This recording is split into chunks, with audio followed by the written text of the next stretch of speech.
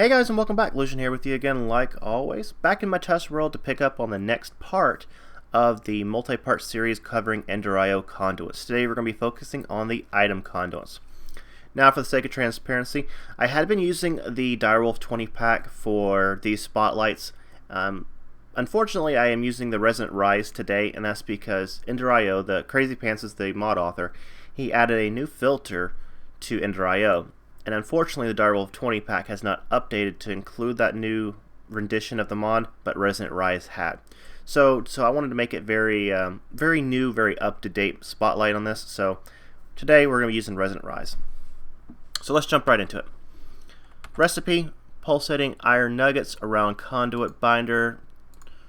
To make that, you're going to use ender pearl and iron and an alloy smelter. So for every ender pearl and a piece of iron, you're going to get about 24 pieces of conduit. So it's not bad unless you can't get any ender pearls. So let's jump over here and let's start talking about what they look like and what they can do. So I just have a couple pieces laid out here and we can talk about them. So what I'm going to call this little hub right here, this little gray piece around where the pipe, I'm going to call that the hub. So if you hear me refer to that, you know what I'm talking about. So if I right click on the hub, you see it's got a nice little interface. Now with the conduits, they have several different modes, 4 to be exact. So you can see right here, right above the hub, you can see kind of a triangle, and you can see it's pointing away from the chest. So in this case, this was being the extract mode. You see the arrow pointing to the chest, and that's going to be your insertion mode. If it's not attached, that's going to be your disabled mode. And the fourth and final one is an in and out, which you see arrows pointing both directions. So that's pretty cool. Now I'm going to show you a little trick that I just recently learned. If you right click with the Yeta wrench, which is the default wrench from Ender.io, you can actually change the modes just by right clicking right on that pipe. Pretty neat. And then do a shift right click to break it. So I'll show you again. Just right click on it. Neato. So you learn something new every day. So if we go over the interface, we're going to kind of go over it in a little more detail, but I want to kind of show you just what it looks like. So we have channels, redstone mode, so you can see this kind of controls the different behaviors that you can kind of use. Signal, color, we're not going to worry about that, and then the round robin. So Ender.io conduits get things from point A to point B, right? So here's a very simple system that I built. I grasped in the left chest, empty in the right, and I'm using the crystal chest from Iron Chest mod. That way we can just get a visual representation of when things move. So let's go ahead and flip the lever since I have this set to red active with signal. And you can start seeing it's emptying things out 4 at a time. And we have the whole stack over there. So you didn't really get a chance to see it that well because it's a little slow, but you can see emptying out 4 at a time. But don't worry, there's a way to upgrade this and overclock it a little bit. But default mechanic, moving items 4 at a time. So this is what I call simple. Now let's get into something a little bit more complex. So we have cobble, stone, and grass in this chest, and we are going to send it over here to these 2 chests. Now this is the first introduction of filters. So here's your basic item filter. To make the basic item filter is just paper around a hopper. So you can see on this one I have it filtered for only stone, and this one I have it filtered for only cobblestone. And you can also see there's a couple of little buttons right here. I got whitelist, and you can click it to blacklist, and then match or ignore metadata. So let's flip the switch and see what happens. You can see it'll slowly start emptying out. And we'll wait till it finishes, which won't take long. Alright, so now you can see we have stone in this one, cobblestone in this one, because we set the filter to only accept in here. Now since the grass did not have a designated slot to go into, it left it in the sending chest because it didn't have a slot to go to. This mod, or these conduits, they bring a lot of memories back from logistics pipes, and logistics pipes was really cool back in the day, and it was a great mod to have I think conduits are very similar and can have a lot of the same functionality that was built off of what logistic pipe started. So that was a little bit more complex. We start talking about the filters. So let's get a little bit more complex.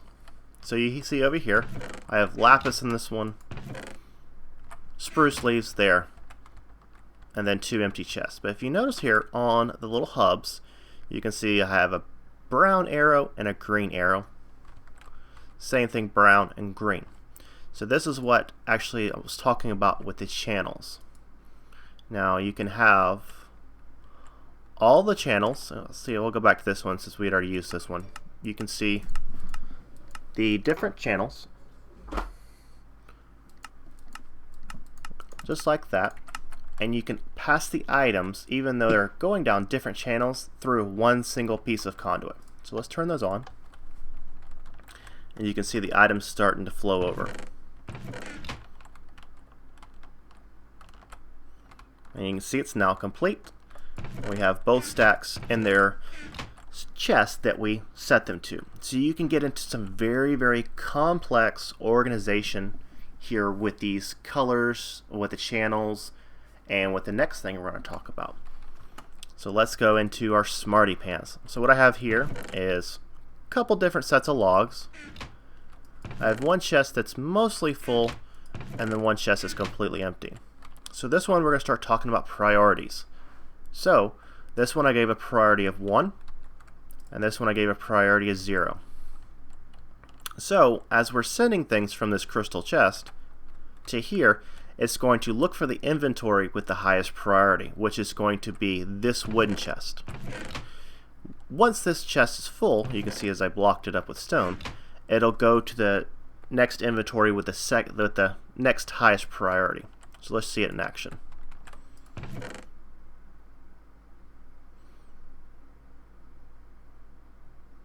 Just like that.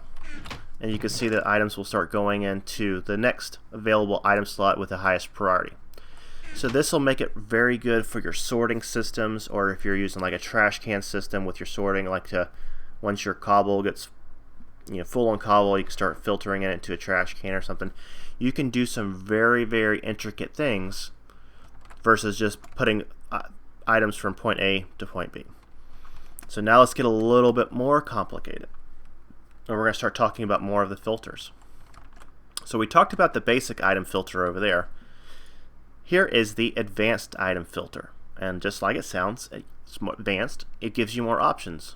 Of course, we still have the whitelist and blacklist, the metadata, or dictionary. So this is fantastic for, let's say like I'm using the Resident Rice pack where it has multiple ore generations.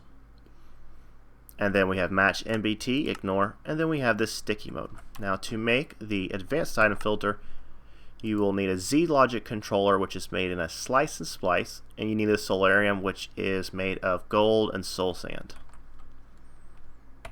So you can see just like that. So it's just basically an upgrade from the basic item filter. Just gives you more options. And this should be set to 0. This is the next filter we're going to talk about, is existing item filter. I'll show you the recipe here. It does need that advanced item filter and a comparator. And what this will do, if I actually mouse over the tooltip, is say selects items already in the inventory, and to set it to basically take the snapshot is to shift right click on the inventory. So if you remember from Logistics Pipe, I think it was the polymorphic item sync, basically works the exact same way. Now I've already set it to have these wools already in there, already saved to this item filter. At least I'm pretty sure it did. The next filter we're going to talk about is the mod item filter. So recipe right here. Just use a Yeta wrench around some paper. And what this will allow you to do is, let's say,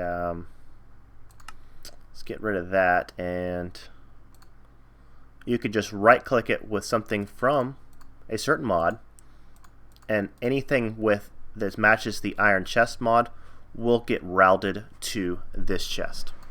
Make sense? And the last and final one is the chargeable item filter. Now, you remember at the beginning of the video I talked about the new filter that was only available in the newer versions? Well, this is the one that I was talking about. And it filters chargeable items based on how much RF they have stored. Now, it took me a little bit of time to play with this to kind of wrap my head around it, but I think I got it now. And basically what I have it set for, if any item equals to 100% charge, to snag it and route it to this chest right here.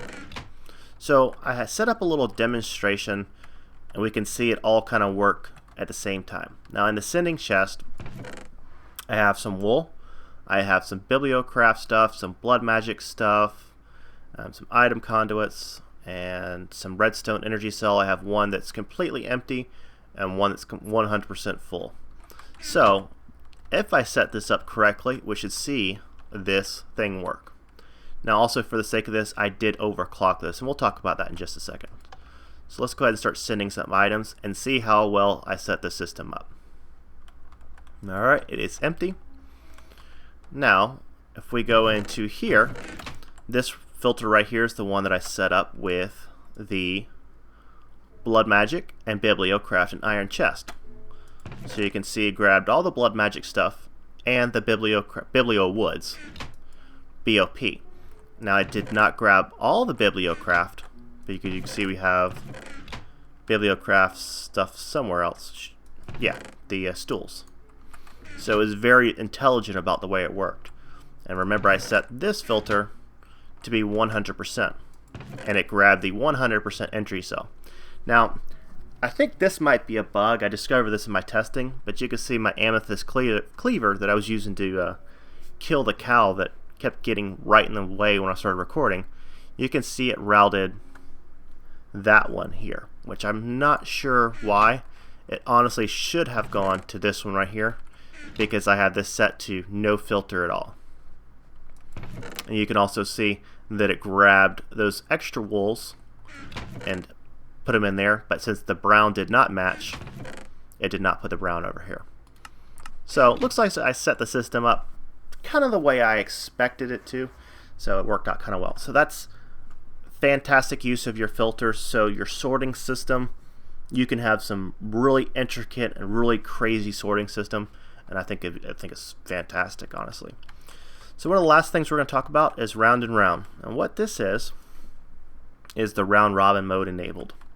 So I have 4 stacks of holy stone and 1 stack of grimstone, and let's just do that real quick and make this go a little bit faster.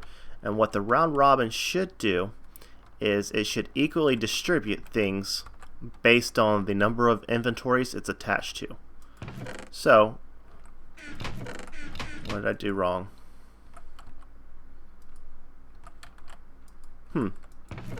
Well, it spread out the holy stone, but it did not spread out the grimstone. Oh, I know why. Because I did this. That's exactly why. So you can see I did not have it in there for a reason, and that's just why. So do it all again, and it starts shifting things. You should see it be equally spread out. So we have 8, 16, 16, 16, 20, and you can see it equally sending based on the 4 available inventories. Pretty neat. So we'll come back and check that in just a second. Let it finish doing its doing. And one of the last couple things I want to show you is the overclock. So we have 2 ways to overclock, and then we can underclock the conduits, the speed. So in this one right here, we know the default is sending 4 items at a time. So we can max this out and put 15 in here, and it'll send a stack at a time. Same is true where we could put one of these downgrades, and it will only send 1 item at a time. Kind of show you that in action. And then bam, just 1 at a time. So those are your overclock and your underclock or downgrade upgrades, however you want to call it. And to make these, you see there's a piston and a redstone torch, and then we have a slime ball and a stick around some iron, or actually electrical steel and iron. And this is all electrical steel and iron as well. So not horrible recipes to make, but you know, you have to definitely get into Ender.io just a little bit to make those materials. So let's jump back down here, see if these guys finished. So yep, we have 16 of those in each of the chests. So the round robin mode worked just like it was intended to. And the reason it didn't work the first time because I had it send in this stack at a time, and this was the first available inventory, so it just stuck it there. So it was intelligent. I made a mistake. So that's kind of your wrap up of your conduits. You can have this as very simple, just moving things from point A to point B, or you can get into very intricate, very specific sorting systems or transfer systems. And I just think I think it's a great addition to the mod. Now that's the end of the mod spotlight, or this little multi-part series. So we're going to continue diving into the rest of the conduits. We still have ME conduit to go and the redstone control. So we're going to be doing those in the future. If you're new to my channel, welcome. Thanks for joining me. I have lots of other content going on. I'm also streaming every Wednesday night, so look out for that if you're interested in seeing me stream. I don't really do anything fantastic fun, but it's just a way for me to put myself available. That way I can talk with some of the viewers and subscribers, and we can just kind of have a good time. Otherwise, leave me some comments down below. I'll leave some links and some information down below like always, and I'll see you guys soon.